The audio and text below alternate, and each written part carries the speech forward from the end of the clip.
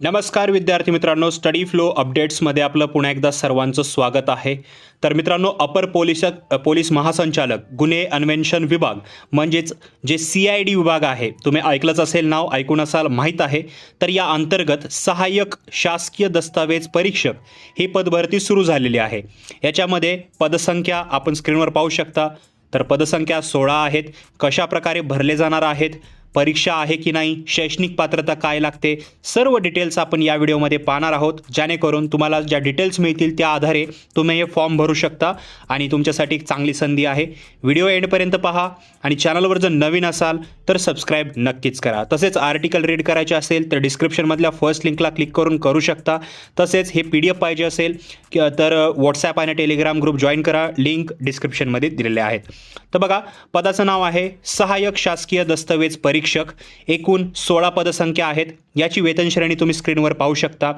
हे जी निवड प्रक्रिया आहे ऑनलाईन परीक्षा पद्धतीने घेण्यात येणार आहे. त्याबाबतचा वेळ वगैरे आपल्याला भविष्यामध्ये उपलब्ध करून देण्यात येईल संकेतस्थळावर. त्याचबरोबर यांचं जे ऑफिशियल वेबसाईट आहे www.mahacid.gov.in या वेबसाईटवरती तुम्ही याची जी ॲड आहे जी समोर स्क्रीनवर पाहू शकता ती पण मिळून जाईल. तसेच तुम्ही फॉर्मसुद्धा तिथून भरू शकता. ही जी 16 रिक्त पदे आहेत ती सरळ सेवा पद्धतीने जे आहेत भरण्यात येणार आहेत. त्यासाठी जे ऑनलाईन फॉर्म आहेत ते मागून घेण्यात येत आहेत. आता जे अर्ज आहेत ते कधी स्टार्ट झालेले आहेत तर बघा, 10/2/2026 पासून हे अर्ज स्टार्ट झालेले आहेत. म्हणजे 10 फेब्रुवारी आणि शेवट तारीख आहे 11 मार्च 2026. रात्री 12 वाजेपर्यंत तुम्ही जे आहे फॉर्म भरू शकता आणि त्यावेळेसच तुम्हाला फी पण भरायची आहे.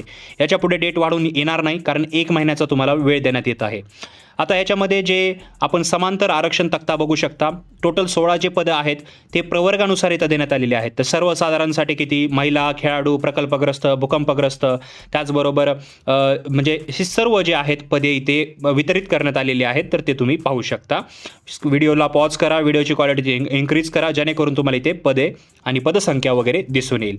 आता सर्वात इम्पॉर्टंट आहे शैक्षणिक अर्हता, म्हणजे जे एज्युकेशन क्वालिफिकेशन असेल ते काय लागतं. तर बघा, मान्यताप्राप्त विद्यापीठातील विज्ञान शाखेतील पदवीधर, म्हणजे जे सायन्स जे स्ट्रीम आहे त्यातून तुमची डिग्री कंप्लीट असली पाहिजे, पण त्याच्यामध्ये तुमचा मुख्य विषय जो आहे रसायनशास्त्र म्हणजे केमिस्ट्री असला पाहिजे व भौतिकशास्त्र फिजिक्स असला पाहिजे. उपविषयासह प्रथम अथवा द्वितीय श्रेणीतील पदवीधर किंवा न्याय सहाय्यक विज्ञान शाखेतील म्हणजे BSc फॉरेन्सिक सायन्स तुमचं कंप्लीट असेल तरी तुम्ही याच्यासाठी अर्ज करू शकता. सेकंड पॉईंट आहे, महाराष्ट्र शासनाच्या माहिती तंत्रज्ञान संचालनालयाने वेळोवेळी विहित केलेले संगणक हाताळणीबाबतचे प्रमाणपत्र धारण करणे आवश्यक राहणार आहे. आणि मराठी आणि हिंदीचे ज्ञान आवश्यक असून गुजराती आणि उर्दू या भाषांचे ज्ञान अतिरिक्त पात्रता म्हणून समजले जाईल. तर हे लक्षात ठेवायचं आहे. अतिरिक्त पात्रता म्हणजे एक एक्स्ट्रा जर जे असेल क्वालिफिकेशन ते पाहिलं जाईल. शारीरिक पात्रता काय लागते तर बघा, महाराष्ट्र शासन गृह विभाग शासन निर्णय जो आहे 2008 नुसार अपंगांना अपात्र ठरवण्यात आलेले आहे. तर याच्यामध्ये तुम्ही हे पण शारीरिक पात्रता पाहू शकता, म्हणजे तुम्हाला फिजिकली फिट असणं गरजेचं आहे. त्याचबरोबर वयोमर्यादा, याच्यामध्ये वयोमर्यादा दिलेली आहे. खुल्या प्रवर्गासाठी मिनिमम 18 वर्ष, मॅक्झिमम 38 वर्ष, मागासवर्गीय उमेदवारांसाठी मॅक्झिमम 43 वर्ष, अंशकालीन उमेदवारांसाठी 55 वर्ष आणि माजी सैनिक सशस्त्र दलात केलेली सेवा प्लस 3 वर्ष. तुम्हाला अशा प्रकारची वयोमर्यादा आहे ॲज पर रूल.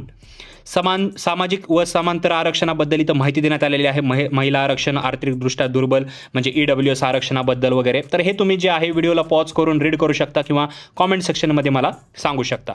याचं परीक्षा शुल्क किती राहील तर बघा, जे परीक्षा शुल्क आहे खुल्या प्रवर्गासाठी 1000 रुपये फी आहे आणि मागास प्रवर्ग या उमेदवारांसाठी 900 रुपये फी आहे. माजी सैनिक जर असाल तर यांच्याकरिता कोणतेही परीक्षा शुल्क लागू नाही आहे आणि हे नॉन रिफंडेबल आहे, तर हे लक्षात ठेवा.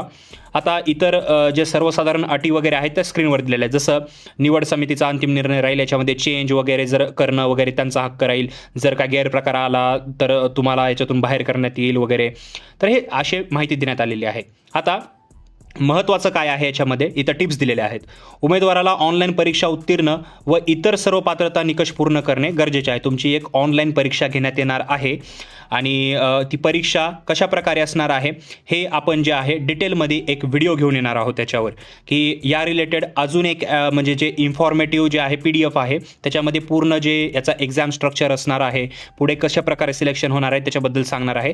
पण याची परीक्षा जी आहे ती ऑनलाईन पद्धतीने होणार आहे. ऑनलाईन पद्धतीने झाल्यानंतर झाल्यानंतर जे फर्दर ज्याही प्रोसिजर असतील ती कंप्लीट करून जे आहे याच्यामध्ये सिलेक्शन होणार आहे. भरती प्रक्रियेमध्ये सहभागी होणाऱ्या उमेदवारास कोणतीही इजा किंवा नुकसान झाल्यास त्यास उमेदवार स्वतः जबाबदार राहील, अशा प्रकारचे इथं टिप्स दिलेल्या आहेत. तर हे कुठेही असतं ऑलरेडी, हे म्हणजे टर्म्स आणि कंडिशन्स आहेत. अशा प्रकारे जर तुम्ही याची शैक्षणिक पात्रता पूर्ण करत असाल, फिजिकली फिट असाल आणि जर तुम्ही इंटरेस्टेड असाल तर तुम्ही याच्यासाठी जे आहे ते फॉर्म भरू शकता. इझी आहे. आणि मित्रांनो, व्हिडिओ आवडला असेल तर लाईक करा, इतरांबरोबर नक्की शेअर करा आणि चॅनलवर जर नवीन आलेला असाल सबस्क्राईब नक्कीच करा. तसेच याच्याबद्दल काही प्रश्न असतील तर कॉमेंट सेक्शनमध्ये मला विचारायला विसरू नका. तर नेक्स्ट व्हिडिओ आपण याच्या एक्झाम रिलेटेड किंवा जो पॅटर्न आहे त्या रिलेटेड आणणार आहोत. त्यासाठी चॅनलला सबस्क्राईब करा आणि लाईक करा आणि खाली कॉमेंट करायला विसरू नका. So thanks for watching.